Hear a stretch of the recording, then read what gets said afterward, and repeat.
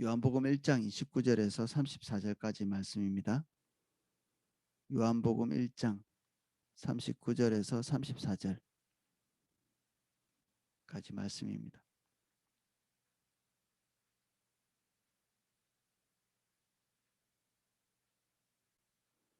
(29절에서 34절까지) 제가 찾으신 줄 알고 읽어보겠습니다.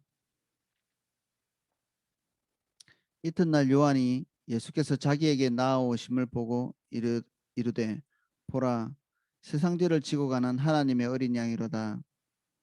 내가 전에 말하기를 내 뒤에 오는 사람이 있는데 나보다 앞선 것은 그가 나보다 먼저 계심이라 한 것이 이 사람을 가리킴이라.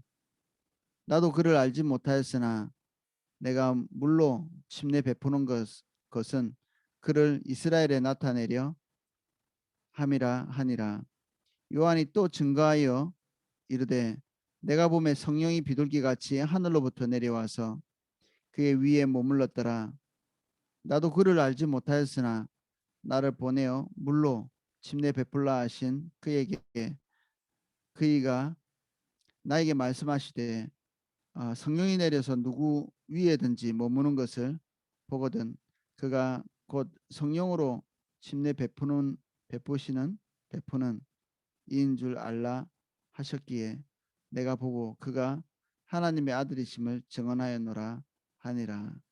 아멘.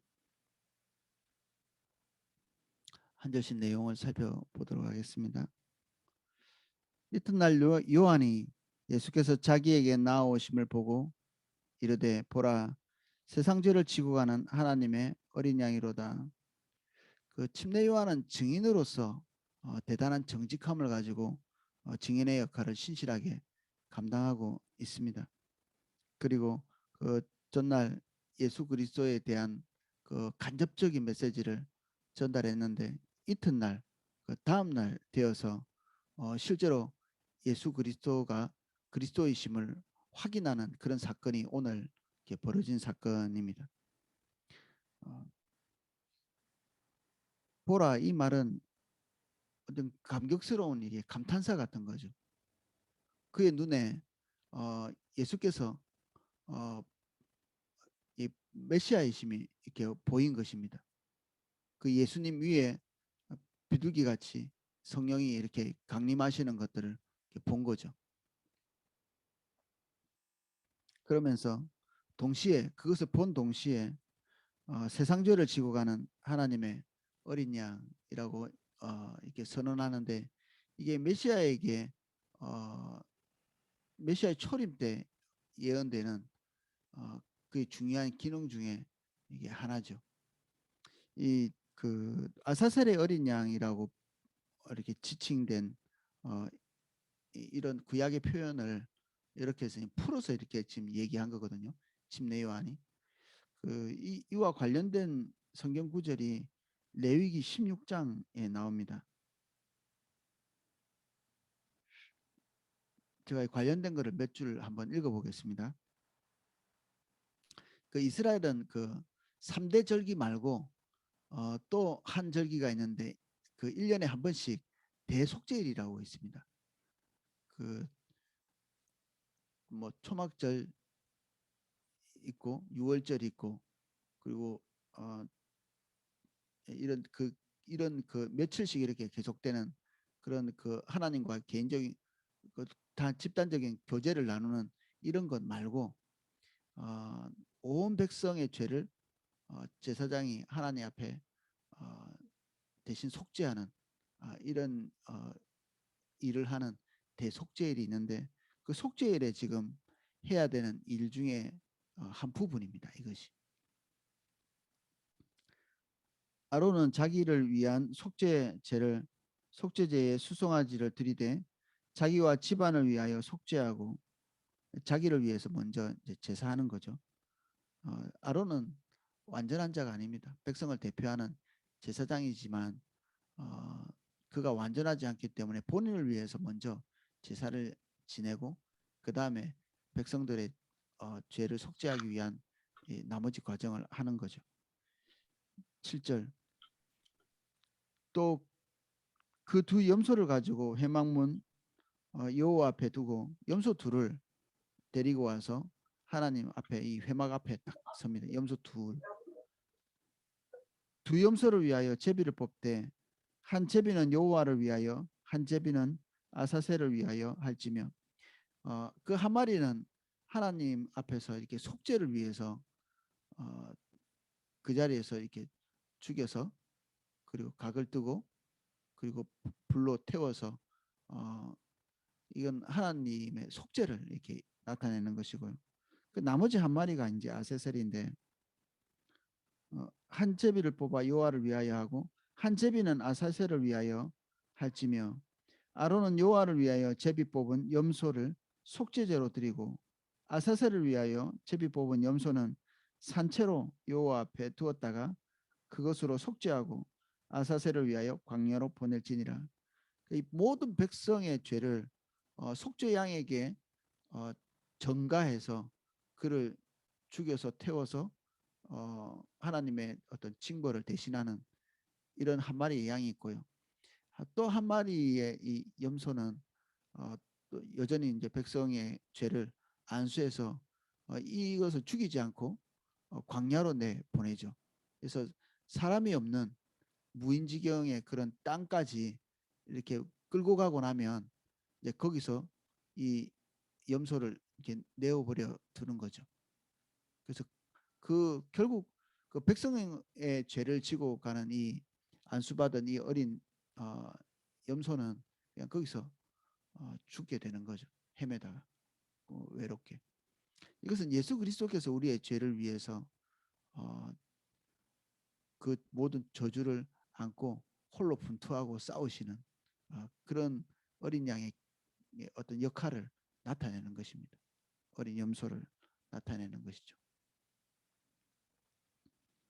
그래서 이 침례 요한이 세상 죄를 지고 가는 하나님의 어린 양이다 이렇게 얘기할 때는 이런 그 레위기 16장에 나오는 이게 일종의 예언이죠.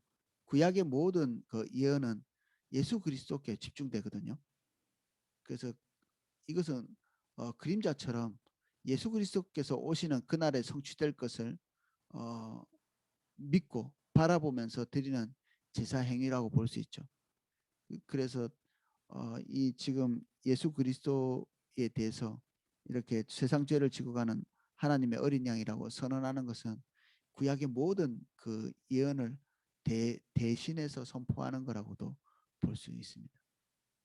엄청난 발견이죠. 그리고 감격스러운 발견이고.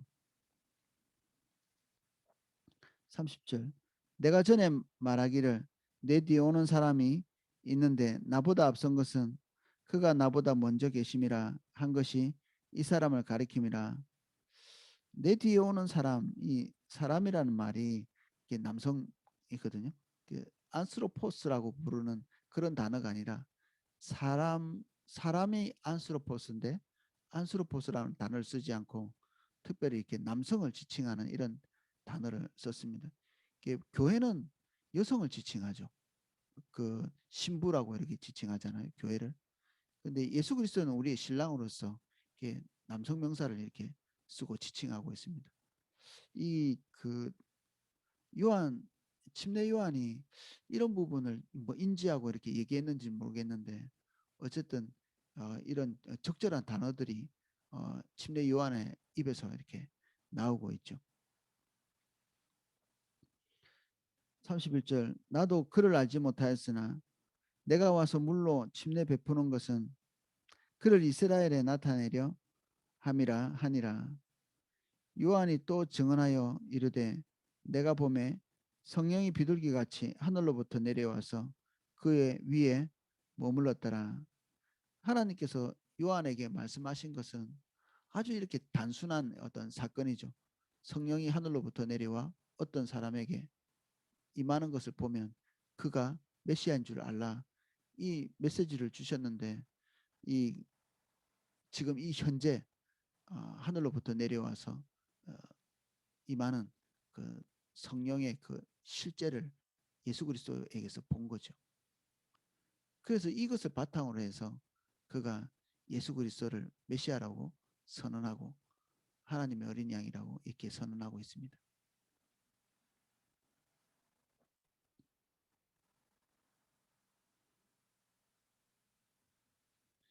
34절 내가 보고 그가 하나님의 아들이심을 증언하였노라 하니라. 침례 요한은 그대로 본 것을 전하는 사람이죠. 그가 가지고 있는 모든 지식과 편견 여기에 고착되지 않고 또 자기가 본 것과 들은 것을 과대 확장하지 않고 딱 본 것 있는 대로 하나님께서 지시하신 대로 그 팩트를 기반으로 해서 예수 그리스도를 전달하고 있습니다. 우리가 복음을 전할 때 화려한 수식어 같은 것들이 필요 없다고 볼 수 있습니다. 하나님께서 우리를 통해서 복음을 전하고 만나게 하시는 사람은 우리의 그 아주 이렇게 좁고 작을지 모르지만 그 말을 듣고 주님께로 돌이킬 충분한 여지가 있거든요. 궁극적으로 우리의 설득이 사람의 영혼을 회심시키지 못합니다. 하나님께서 그 안에서 일하고 계실 때 그가 주님을 알게 되고 주님을 보게 되고 주님께 돌아오게 되고 이러죠. 어제 또 저녁 예배 때 예수님을 믿지 않는 어떤 그한 고등학생이 예배에 참여했는데 그도 그렇게 그 많은 말을 통해서 예수 그리스도를 수용하고 받아들인 것이 아니라 아주 이렇게 단순한 몇 마디의 예수 그리스도에 대한 증언 이런 걸 통해서 예수 그리스도를 받아들이고 회심하게 되고 그리고 예수님을 구주로 모셔드리고 이런 일이 있었거든요. 우리가 할 수 있는 영역 내에서 성령께서는 우리가 알고 있는 지식들을 생각나게 하시고 증언하게 하시죠. 그래서 우리에게 있는 이제 부담감은 어떻게 하면 상대방을 설득시킬까 이제 좋은 부담감일 수 있는데 그런 이런 부담감도 우리를 복음을 전하는데 큰 짐이 됩니다. 그러니까 이런 것들은 그냥 내리는 것이 좋습니다. 예수님이 우리가 어디로 끌려가서 이렇게 당황스러운 상황에 처한다 할지라도 우리 입술에 하나님께서 할 말을 넣어주시겠다고 이렇게 얘기하셨잖아요. 어, 우리가 복음 때문에 박해를 당하거나 그리고 불이익을 당하는 그 순간에 우리가 지혜가 발동되기 어렵겠죠. 그럼에도 불구하고 그런 우리가 제 기능을 발휘할 수 없는 그런 순간에 예수님께서 성령을 통해 우리에게 그 할 말을 넣어주겠다고 하시는 것은 뭐 그런 박해가 없는 그 평안할 때는 하나님께서 안 가르쳐 주시느냐 뭐 그런 게 아닙니다. 범사의 어떤 경우라든지 우리가 예수 그리스도를 증언해야 될 그 순간이 되면 우리 입술에 할 말을 넣어주시겠다는 것입니다. 안 넣어주시면은 뭐 못하는 거죠. 근데 항상 시기적절한 말씀을 우리에게 주시죠. 그 영혼과 하나님이 만날 수 있는 파가의 때 우리를 쓰시겠다고 한다면 하나님께서 하시고자 하시는 딱 정확한 그 말씀으로 전달하게 하시죠. 침례 요한은 예수 그리스도에 대해서 훤히 꿰뚫고 있는 그런 존재가 아니었습니다. 다 부분적이죠. 그래서 교회는 어마어마하게 중요한 존재입니다. 예수 그리스도를 아는 데 있어서도 그렇습니다. 하나님의 일을 수행하고 예수 그리스도의 짐을 지고 하는 이런 일에도 교회 연합은 중요하지만 하나님에 대한 그 인식을 하는데도 대단히 교회는 중요하죠. 모든 사람이 부분적으로밖에는 볼 수 없는 우리는 부분적인 이해와 그 통찰력을 가지고 있거든요. 그래서 우리가 하나님에 대해서 경험한 것 그리고 체험한 것 그리고 아는 것 이것은 대단히 부분적이라고 볼 수 있습니다. 그래서 계속해서 다른 사람으로부터 배울 필요가 있죠. 성령께서 누구를 통해서 우리에게 말씀하시든지 우리는 그가 예수 그리스도에 대해서 온전하게 전하고 있다면 우리 안에 성령께서 그것을 배우도록 하실 것입니다. 어떤 사람이 자기가 지금까지 배운 것에 딱 고착화되어 있다면 그는 하나님을 영원히 알아가는 그 과정에서 이게 딱 이게 누락된 부분이 있을 수 있습니다. 주님을 영원히 알아가는 것이 영생인데 어느 정도 알고 딱 중단돼 있다면 그 사람은 하나님과의 개인적인 만남이 지금 현재는 없는 사람일 수 있겠죠. 10년 전에 배운 예수님과 오늘 알고 있는 예수님이 동일하다. 물론 이제 그 내용상에 있어서는 동일하지만 그 깊이와 크기와 그 높이가 똑같다면 우리는 10년 동안에 제자리 걸음한 거죠. 주님과의 관계 없이, 관계도 없이. 그래서 매일매일 우리가 주님을 개인적이고 실제적이고 그리고 어, 은밀하게 경험할 필요가 있습니다. 침례 요한이 아는 것을 그대로 하나님의 백성들에게 전달하고 있는 것 같이 오늘 우리가 하나님을 아는 어떤 부분적인 것들을 서로 공유하고 나누고 그래서 오이코스 같은데 서로 나누는 것은 자기 자신에 대한 것을 나누고 문제를 해결받는 이런 거이기도 하지만 우리가 경험한 주님을 개인적으로 서로 고백하면서 상대방에게 배우는 것이거든요. 그래서 오이코스 안에서 간증하면서 자기 말만 하기를 이렇게 즐겨하지 마시고 다른 사람들이 주님을 어떻게 경험하고 있는지 유심히 들어볼 필요가 있습니다. 우리는 우리 안에 있는 성령께서 또 다른 성령을 가진 다른 지체들의 말을 통해서 우리는 하나님의 또 다른 영역의 깊이를 이해할 수 있습니다. 저도 지체 한 분 한 분들이 주님을 만나는 그런 간증들을 저는 좀 많이 듣는 편이거든요. 많이 다니니까 그렇겠죠. 근데 그렇게 좋을 수가 없습니다. 그리고 내가 평소에 주목하지 못했던 것을 주목하고 배워가는 그 성도님들의 간증을 들을 때 하나님을 아는 깊이가 그분이 가르쳐 준 만큼 내가 수용하는 만큼 더 깊이 있고 풍성해지는 거죠. 오늘 우리는 예수 그리스도께서 우리를 위해서 속죄하실 때 하나님께서 우리의 죄를 사하신 것이 편법으로 사하신 것이 아니라 이렇게 충분한 너무나 넘치는 값을 치른 예수 그리스도를 통해서 그 값을 완벽하게 치르시고 우리를 구원하셨고 그 예수 그리스도는 오늘 우리에게 이미 계시되어 있고 또 지금도 계시되어지고 지속적으로 계시되어지는 그런 예수님이십니다. 그래서 우리 한 개인에게 계시되어지는 것뿐 아니라 교회 전체 한 지체 한 지체에게 계시되어지는 예수 그리스도의 그 모습을 듣고 보고 배우고 그리고 그것을 수용하기를 즐겨하는 저와 여러분 되시기를 예수님 이름으로 축복합니다. 기도하겠습니다.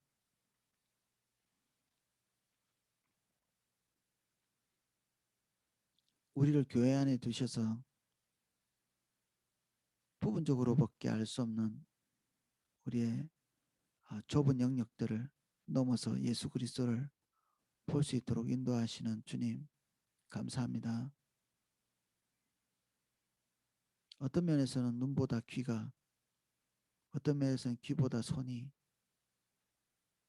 주님을 더 잘 아는 면이 있습니다. 우리 지체 한 사람 한 사람을 통해서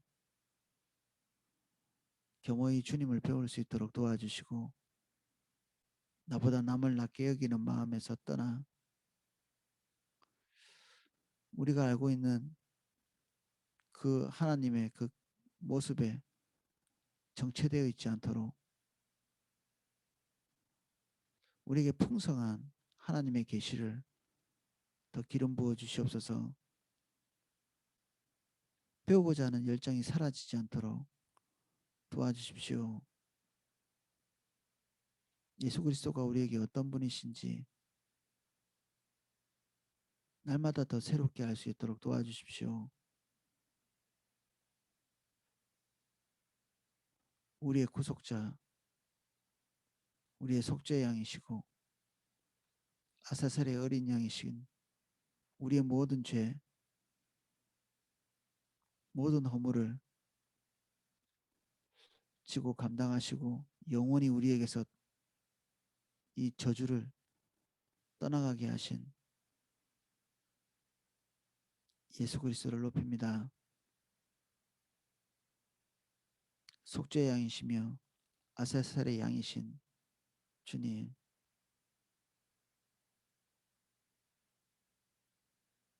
주님도 알기 원합니다.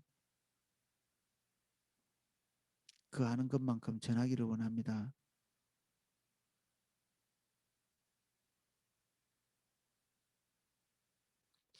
알고 전하고 경험하는 오늘이 될 수 있도록 도와주십시오. 예수 그리스도 이름으로 한 분 한 분을 축복합니다. 오늘도 증인의 삶을 살게 하시고 주님께서 관계하게 하신 모든 영역에서 성령을 힘입어 예수 그리스도를 전하게 해주시옵소서. 전할 뿐 아니라 오늘 우리가 또 새롭게 배우는 즐거운 날 되게 해주십시오. 감사합니다. 예수님 이름으로 기도합니다. 아멘.